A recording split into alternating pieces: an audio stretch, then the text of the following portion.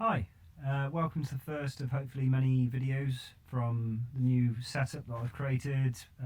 Pretty simple, but yeah, me and computers don't get on, so I'm amazed this even works. But yeah, basically I'm going to do a short video about how you can fix a tape, quarter inch tape, maybe from your delay or from, I don't know, an old favourite recording that's broken when you've listened back to it. Yeah, so I'm going to show you some of the bits that you'll need to do it, and quickly we'll make a splice and put it back together, and hopefully I can get, if you can see in the background, my WEM Copicat working again. I'm going to just do a little quick demo of that with something else I'm working on at the moment. Anyway, thanks for tuning in, and hope you enjoy. Okay, so I've got my broken loop from my old WEM Copicat, and I'm gonna take a measurement from that first of all. You'd probably want something a bit longer than this, but a handy way to do it as well, because you know, handling both this and a tape measure at the same time can be difficult. So laying down some masking tape on a surface and then just popping it down and taking a measurement from that. So you might not even need a tape measure, you could just do it like that way. And then the next thing you'll need is some tape. So to replace it, I am going to fix this one as well, because yeah, I kind of just, why not? I'm going to do I think a little video at the end using both, and it'll be interesting to hear the difference between this absolutely mangled old piece of wreckage and some nice fresh new tape. Okay, so if I take some off the reel, and I'll wait until I get past the point where there's no damage.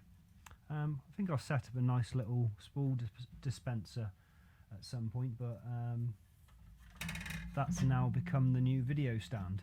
Anyway, so I'm still having to pull some tape out. It looks like a bit more damage than I thought, but there we go. That looks good now. And the next thing you'll need is something to cut your tape in. So I've got one of these awesome little bib tape splicers, and thing to note about these is there's two types.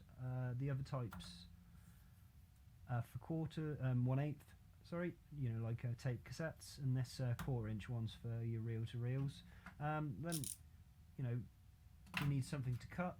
I like to use these blades as well, because the action's quite nice on it, whereas this you might be kind of drawing. It's easy to just kind of go down in one push, and I found in one of the old kits, quite nice that, isn't it?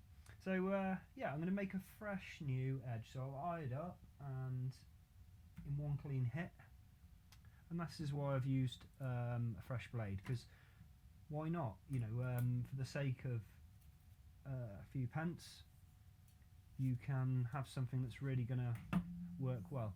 And then I'll take my spool, extend it a bit further, and I guess there's a few different ways of doing this, but the way I'm going to do it now, just for sake of ease, other people might use some kind of like marking chalk, but I've just gone for the simplest kind of splice today. Just it's going to like butt up against each other at 90 degrees, so I can actually just cut it. Hopefully this is in shot on here. You know, holding that, and then I'll go for it. And this is for the Copicat, so there's a tensioner. I probably could have held that a bit tighter, but nevertheless, we've got our piece. I'm just going to marry it up against the old measurements and see that I've not gone too far astray. Looks fine to me. Like I say, the WEM Copicat, we'll have a look at it in a minute. The way it's made, it doesn't matter so much. But yeah, now we've got this. Oh, I wish I had my old piece of tape. I think it's fallen down. Yeah, there it is. Now, not all tapes made the same, but in general, the darker side is where you want to put your tape, and then the ferric oxide coated side will be this brown colour. Although there are exceptions. If in doubt, there's a trick. A trick when you've got some fresh material. Just looking at it, you appreciate that the spool will go from left, be pulled out, and then the tape will go over the heads. Sure. So you can see this magnetic ferric oxide coated side on the inside is what the bit that's going to go across the tape head. Yep. So to copy that, we'll pop this new piece. With that in mind, we'll pop this new cut piece into the tape splicer and just pull it across until we come to that join point. It's arbitrary really, but we just want to give ourselves an indication. And then if you want to be really thorough, probably worth washing your hands before, any like grease and stuff like that, but I'm just going for a quick job. This is more of a test, if anything, for the video camera setup. Like, I hope it's looking and sounding good. This is the first time I've kind of done it. I'm probably, I think that audio is all going to be quite quiet because now I'm by the mic. But anyway, let's see how well it works. I've got the mic back by me now.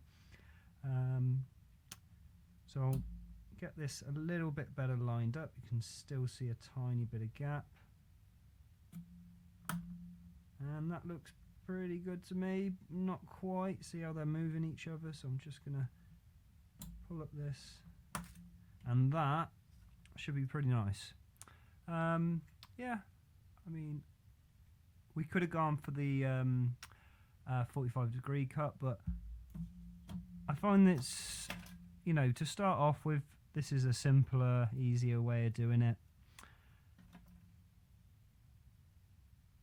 I'm just going to take a fresh edge by cutting into that, and you can get these tapes. This is just quarter inch sellotape, but if you can get it, this kind of I'd say it's a bit less tacky. And what's kind of interesting about this material is it can be kind of, say, when you go to make your splice, it's possible sometimes to kind of take it back off if you're misaligned, whereas I find this clearer type of tape is a bit of a nightmare. So with all that talking, I've missed my edge. Anyway, go round, there we are. Hopefully we'll have just a piece that I've cut. No, we didn't go deep enough, but it only needs to be about a centimetre. If even that, you could probably go a lot less. If I was being really thorough, I'd probably grab some tweezers. Oh yeah, got some tweezers. I find it a bit easier to manoeuvre that way. And then lining it up with the edge of this tape. What's nice about this tape guide is it's got kind of a groove. The tape, the way it sits in here, it can't really dance about too much, but that looks good to me. There we go. Probably alignment could have been a little bit better, but at the end of the day, it's enough for me to test the next bit. Okay, cool. So now we've got our fixed loop ready to install on the WEM Copicat I was talking about earlier. This is the one that Brad inspired me to go out and buy. Broken, obviously, but that's half the fun. And then just going to guide it over the tensioner, past the tape heads, over this guide, round the capstan. And what's cool about this unit is, there's enough tension in this to not need a pressure roller. Going to get this going. Let's pop a bit of my voice through it. Hopefully that's going to work. Help if we added one of the heads, slept between them. This is like a short delay, it's a longer. Cool. And what I'm going to play you now is something I made out and about called Etude Caffeine, and it's just me having a cup of tea.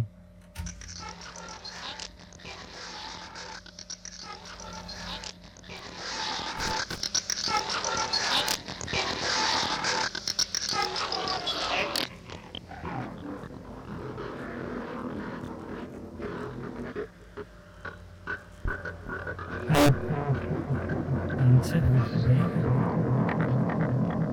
I've got a cup of tea. I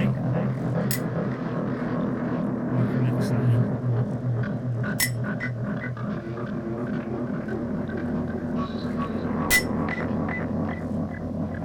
In the style of Delia Derbyshire, tune tea.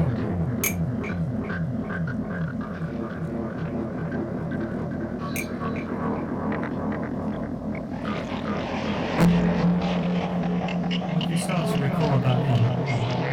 A bit difficult here. The thing with this LOFI Varispeed is that we can dub into it.